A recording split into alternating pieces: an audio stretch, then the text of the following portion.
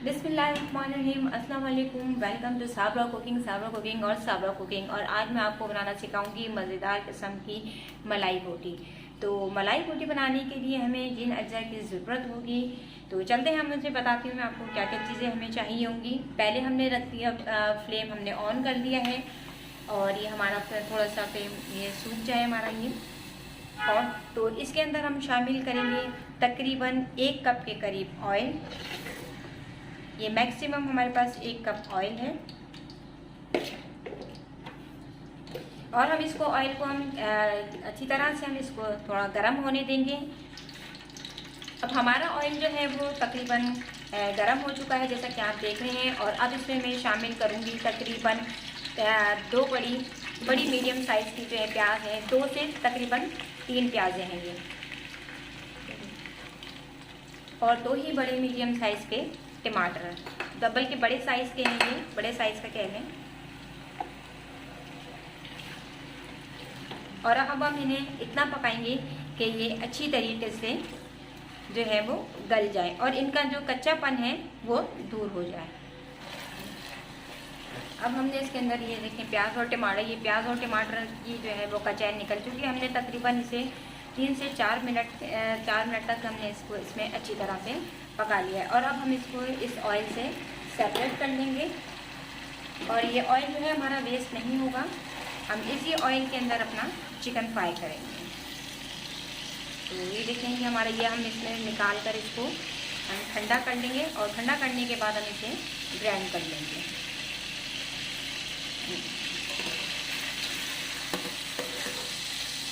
ये हम सारा निकाल लेंगे, इसके अंदर जितने भी प्याज और टमाटर हैं ये सब बाहर निकाल लेंगे हम इससे ऑयल से।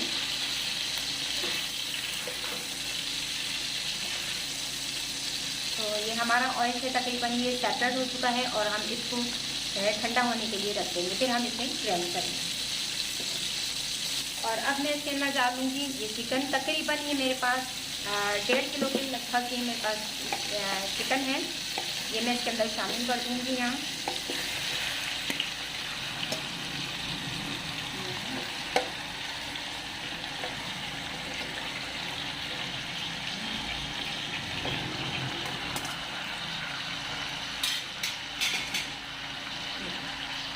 और इसको हम यहाँ अच्छी तरह से भून लेंगे।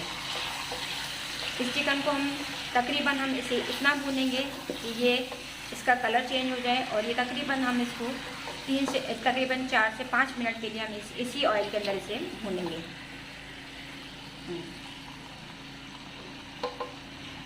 जब तक हमारी मुर्गी जो है वो तेल में अच्छी तरह से फ्राई हो रही है, हमने इसे 4 से 5 मिनट के लिए छोड़ दिया फ्राई होने के लिए। और हमने ये प्याज निकाली थी और इसके अंदर मैंने शामिल कर दी है तकरीबन 5 से 6 हरी मिर्चें, जो कि आपके टेस्ट के हिसाब से है। और अब मैं इन सबको मिलाकर जो है वो इसका पेस्ट बना दूँगी। अब हमारी चिकन जो है अच्छी तरीके से भुन चुकी है, जो हमने ऑयल रखा था इसका तो उसके अंदर भुन चुकी है। और अब हम यहाँ पर शामिल करेंगे इसके अंदर 2 टेबल स्पून के करीब इसके अंदर मैं यहाँ लहसुन और अदरक का पेस्ट शामिल कर दूँगी। और फिर मैं इसको यहाँ पर तकरीबन 3 से 4 मिनट के लिए इसे चिकन के साथ दोबारा से भून लूँगी कि ताकि इसकी लहसुन और अदरक की जो कचैन है वो यहाँ पर बिल्कुल ख़त्म हो जाए और ये ज़रा अच्छी सी इसकी भुनाई हो जाए। जैसे कि आप देख रहे हैं कि इसके अंदर तकरीबन तेल जो है वो सेपरेट हो चुका है, जो हमने चिकन इसके अंदर डाली थी अच्छी तरह से इसको भुना था। और अब हम इसे मज़ीद लहसुन और अदरक के साथ तकरीबन 3 से 4 मिनट के लिए इसे मज़ीद हम भूनेंगे यहाँ पर। तो अभी देखें माशाल्लाह बड़ा अच्छी इसी किस्म की इसके अंदर जो है वो खुशबू आ रही है और लहसुन अदरक जो है इसमें लहसुन और अदरक में हमने इसे अच्छी तरह से भून लिया है और इसमें एक बड़ी ज़बरदस्त सी खुशबू आ रही है। और अब इसमें मैं शामिल कर दूँगी जो मैंने प्याज, हरी मिर्चें और टमाटर का पेस्ट बनाया था वो यहाँ पर इसमें शामिल करती हूँ। और इसे शामिल करने के बाद इसे यहाँ अच्छी तरह से मिक्स कर लेंगे इस चिकन के साथ। अभी यहाँ शामिल होंगे मसाला जार और ये मैंने ले ली है तकरीबन एक टेबल स्पून भर के रेड जो लाल कुटी हुई मिर्चें होती हैं वो, हाफ़ टी स्पून सफ़ेद ज़ीरा, हाफ टी स्पून के करीब मैं यहाँ रेड चिली पाउडर इस्तेमाल करूँगी, क्योंकि मैंने ऑलरेडी इसमें कुटी हुई मिर्चें इसमें शामिल करी हैं। और अपने टेस्ट के हिसाब से इसमें यहाँ नमक शामिल कर दूँगी।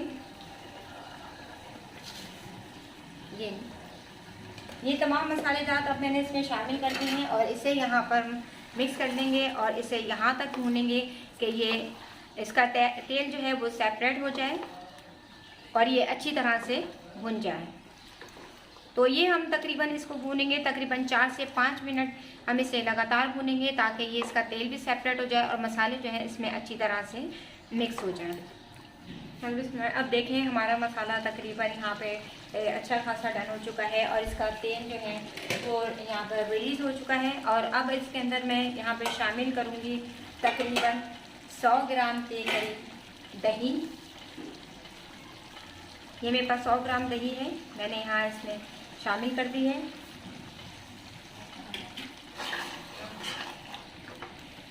हाफ टी स्पून के करीब यहाँ पर काली मिर्चों का पाउडर और इसे हम इतना पका लेंगे कि ये तेल इसका अलग हो जाए और ये दही में अच्छी तरह से चिकन जो है वो कुक हो जाए।